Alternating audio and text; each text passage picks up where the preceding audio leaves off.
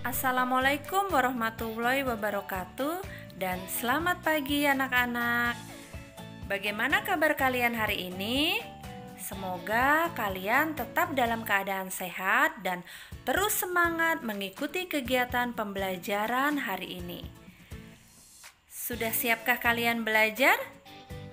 Wah, pastinya sudah dong, sudah siap. Yuk, siapkan buku catatan kalian untuk mencatat hal-hal penting.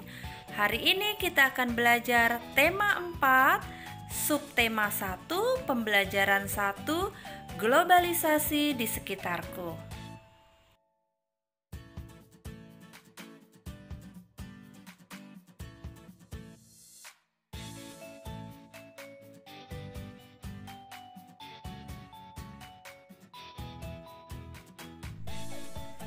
Globalisasi di sekitarku. Kita berada di era globalisasi. Dapatkah kamu menyebutkan dan menjelaskan fakta tentang globalisasi yang ada di sekitarmu? Yuk, kita amati produk-produk yang ada di sekitar kalian. Produk tersebut bisa berupa makanan dan pakaian, kendaraan dan komponennya, barang elektronik, atau bahkan pakaian, sepatu, tas, parfum, atau mainan kalian. Berikut adalah gambar-gambar produk yang berasal dari luar negeri yang sangat mudah sekali kita dapatkan dengan belanja online, dengan datang ke toko-toko yang sudah menyediakan barang-barang dari luar negeri. Hal ini bisa kita peroleh karena adanya globalisasi. Globalisasi dimulai di abad 20 seiring dengan perkembangan teknologi, terutama teknologi di bidang komunikasi, dengan ditemukannya televisi, komputer, telepon, dan perangkat komunikasi lainnya, menjadikan informasi yang kita peroleh menjadi sangat cepat dan mudah sekali kita akses, baik oleh kita maupun oleh semua orang di penjuru dunia hanya dalam hitungan detik. Karena itu, globalisasi juga dikatakan sebagai masa yang mampu menembus ruang dan waktu. Berikut kita dapat melihat peta dunia yang terdapat barang-barang khas dari suatu negara tersebut. Yang pertama ada gambar karpet yang berasal dari negara Turki. Lalu ada gambar boneka yang berasal dari Tiongkok. Ada jam tangan dari Swiss yang terkenal adalah Rolex. Lalu ada kain batik yang pastinya kebanggaan dari negara kita. Ada mobil dari Jepang dan susu dari Selandia Baru. Semua barang ini dapat kita peroleh karena ada kegiatan ekonomi di era globalisasi. Globalisasi memungkinkan beragam produk dari negara lain dapat kita temui. Kita bisa menemui berbagai makanan dari negara lain seperti pizza, jam tangan, atau bahkan boneka dari negara lain. Produk Indonesia juga bisa kita temui di luar negeri, misalnya kain batik. Perkembangan komunikasi dan transportasi menjadikan barang-barang tersebut mudah ditemui di negara lain, dan karena setiap negara melakukan kerjasama untuk memenuhi kebutuhan di dalam negeri. Pada era globalisasi ini, Indonesia juga melakukan kerjasama dengan negara lain termasuk negara-negara ASEAN. Bagaimana peran Indonesia dalam kerjasama di bidang sosial budaya dengan negara-negara ASEAN? Terbentuknya ASEAN bukan hanya karena kesamaan geografis, yaitu sama-sama terletak di Asia Tenggara, namun juga karena adanya keinginan yang kuat antar anggotanya untuk membangun kerjasama yang baik di bidang ekonomi, sosial, dan budaya bagi negara-negara anggotanya. Peran Indonesia dalam ASEAN tentu diwujudkan tidak hanya sebatas karena peran Indonesia sebagai salah satu pemrakarsa terbentuknya ASEAN. Namun, Indonesia mempunyai peran penting di berbagai bidang, tentunya sangat menguntungkan untuk Indonesia dan negara-negara ASEAN. Salah satu contoh Indonesia bekerja sama di bidang sosial dan budaya adalah menganjurkannya adanya pementasan kesenian atau budaya negara-negara ASEAN. Hal ini membawa dampak untuk karya-karya Indonesia jadi terkenal di luar negeri. Kerjasama antara negara-negara ASEAN semakin berkembang seiring munculnya berbagai kebutuhan di setiap negara. Selanjutnya, mari kita membaca sebuah artikel yang berjudul Menlu Hillary Clinton promosikan angklung ke dunia.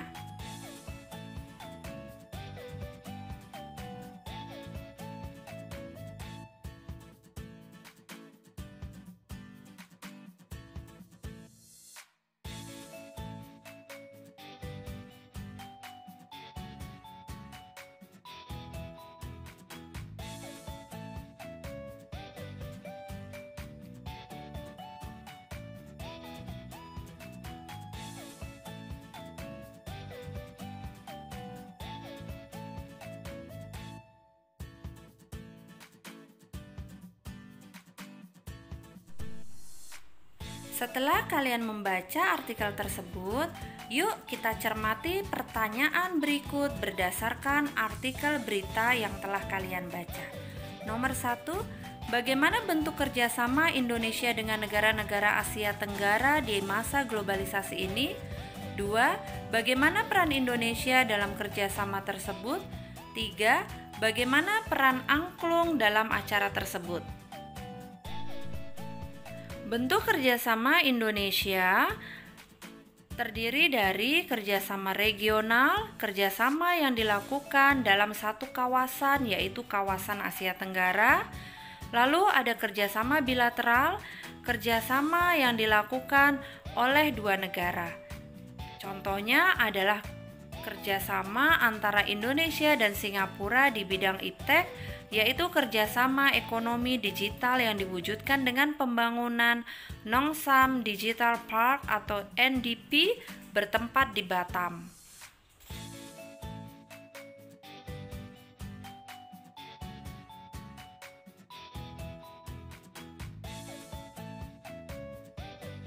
Nomor 2, bagaimana peran Indonesia dalam kerjasama tersebut? Peran Indonesia dalam kerjasama dengan negara-negara ASEAN antara lain 1. Kita sudah tahu Indonesia termasuk negara pendiri ASEAN. 2. Indonesia juga meluncurkan gagasan untuk pembentukan komunitas keamanan ASEAN. 3. Indonesia menjadi tuan rumah KTT ASEAN. 4. Indonesia menjadi penengah dalam konflik dan perang sipil di Kamboja.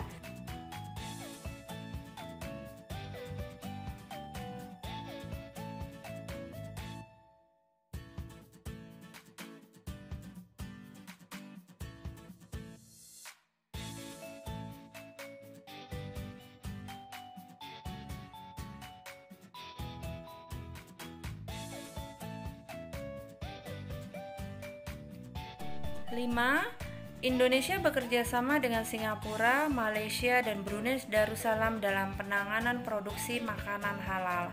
Hal ini termasuk peran Indonesia dalam ASEAN di bidang ekonomi, sebab pedoman tersebut digunakan dalam memproduksi bahan makanan dan minuman halal yang diperdagangkan antar negara ASEAN. Nomor 3, bagaimana peran angklung dalam acara tersebut? Peran angklung dalam acara tersebut antara lain 1. Membuat para undangan bahagia. 2. Menjadikan malam yang berkesan sehingga membantu menciptakan iklim atau suasana yang kondusif. 3. Membuat para menteri luar negeri mengikuti kegiatan tersebut dan berlangsung secara sukses.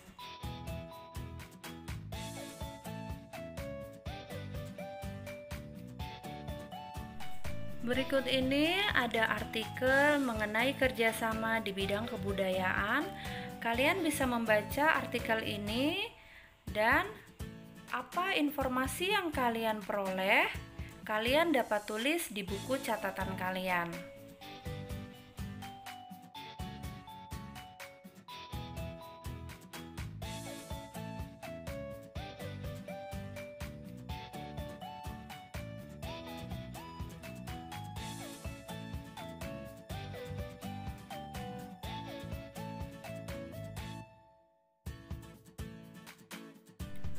Setelah kalian membaca artikel mengenai kerjasama di bidang sosial budaya, kita akan menentukan bentuk kerjasama dan peran Indonesia dalam hubungan kerjasama dengan negara di Asia Tenggara. Namun sebelumnya kita ketahui terlebih dahulu tujuan kerjasama bidang sosial dan budaya antar negara ASEAN adalah agar tercipta kerukunan dan kemajuan bersama.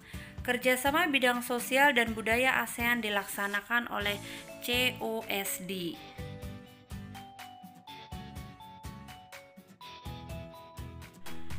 Kerjasama Indonesia dengan negara-negara di Asia Tenggara di bidang sosial dan di masa globalisasi.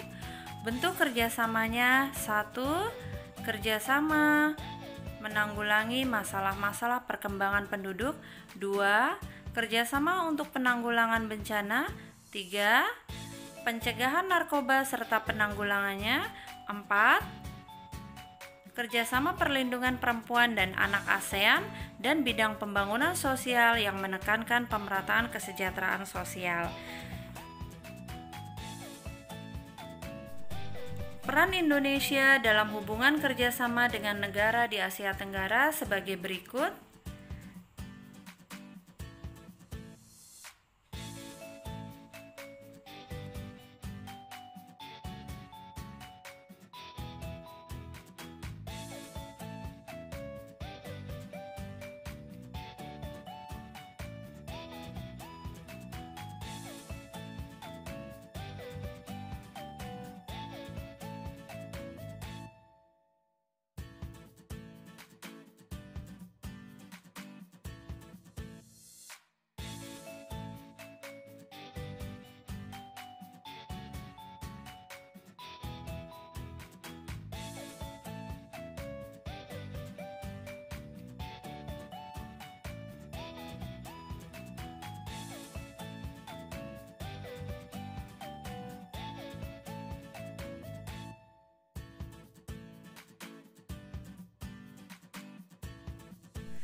Selanjutnya, kerjasama Indonesia dengan negara-negara di Asia Tenggara di bidang budaya.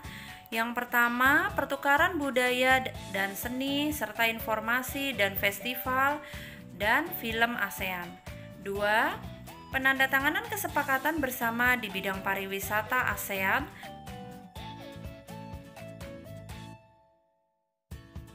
3. Peningkatan kualitas pendidikan di ASEAN. 4. Penyelenggaraan pesta olahraga 2 tahun sekali atau yang disebut dengan SEA Games.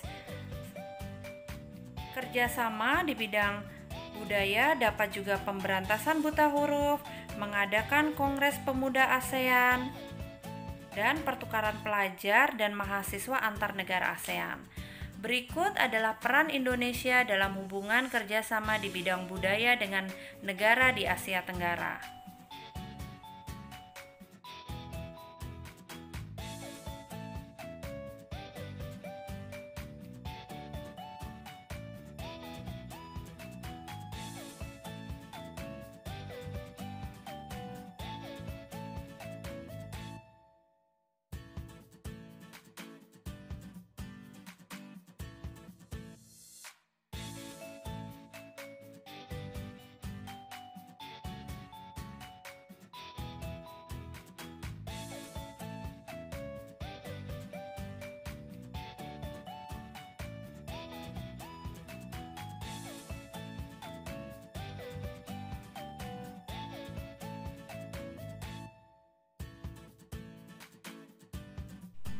Selanjutnya, setelah mempelajari bentuk dan peran Indonesia di Asia Tenggara, kita akan mempelajari manfaat ASEAN bagi Indonesia. Berikut adalah manfaat ASEAN bagi Indonesia.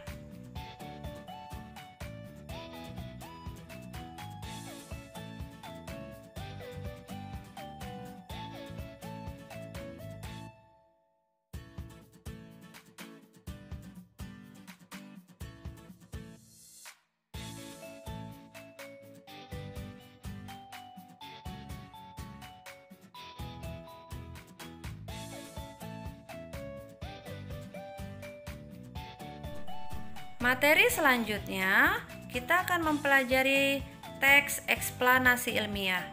Yuk kita baca wacana ini yang berjudul menghasilkan energi listrik.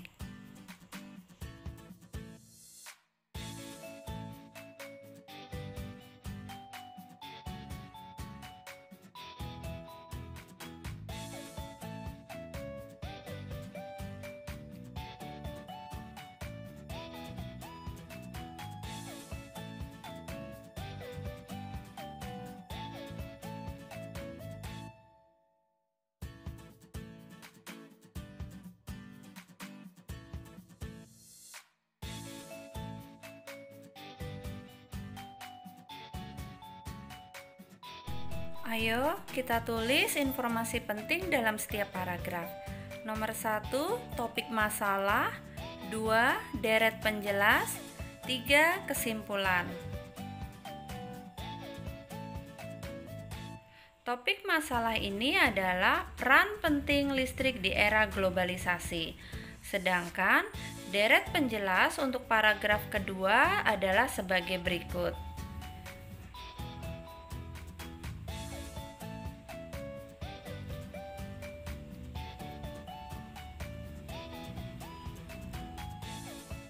Dan kesimpulan untuk nomor 3 adalah turbin dan generator merupakan komponen utama pada semua pembangkit listrik. Gerakan turbin akan diubah menjadi energi listrik oleh generator. Yuk kita belajar mengenai pembangkit energi listrik tenaga mikrohidro.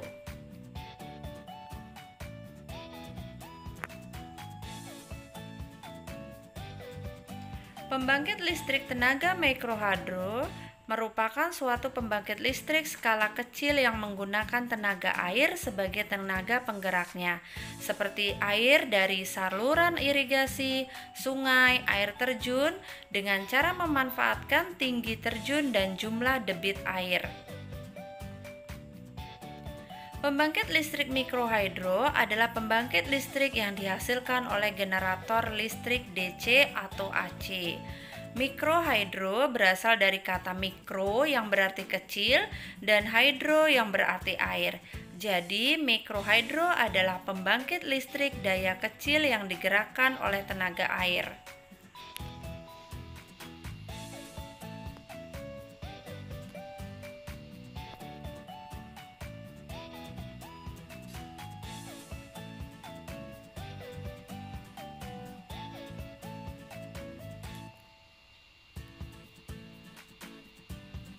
Mikrohidro memiliki 3 komponen utama, yaitu air sebagai sumber energi, lalu ada turbin dan generator. Mikrohidro mendapat energi dari saluran air yang memiliki perbedaan ketinggian tertentu.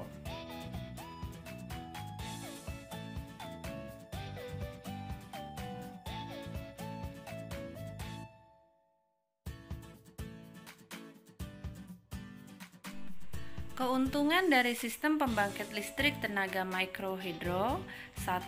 PLTMH cukup murah karena menggunakan energi alam. 2. Memiliki konstruksi yang sederhana dan dapat dioperasikan di daerah terpencil. 3. Tidak mencemari lingkungan. 4. Dapat dipadukan dengan program lainnya seperti sistem irigasi.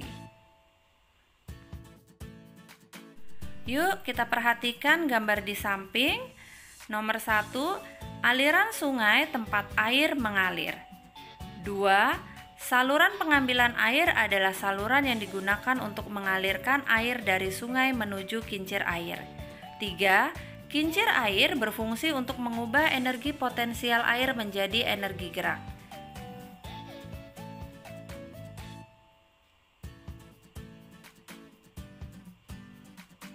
4, penghubung turbin dengan generator atau sistem transmisi energi mekanik ini dapat menggunakan sabuk atau roda gerigi atau dihubungkan langsung pada porosnya. 5. Generator atau dinamo menghasilkan energi listrik dari energi gerak. 6. Saluran transmisi penyalur energi listrik ke konsumen.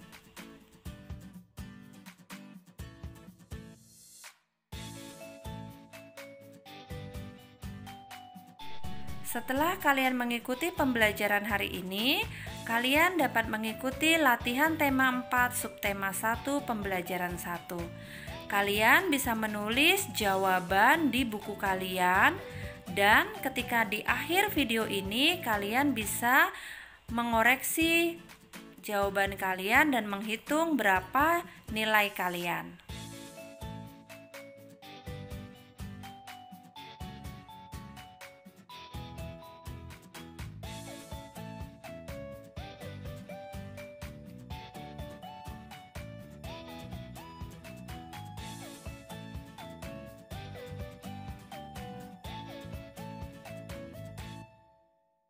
Terima kasih karena kalian sudah belajar menggunakan channel ini.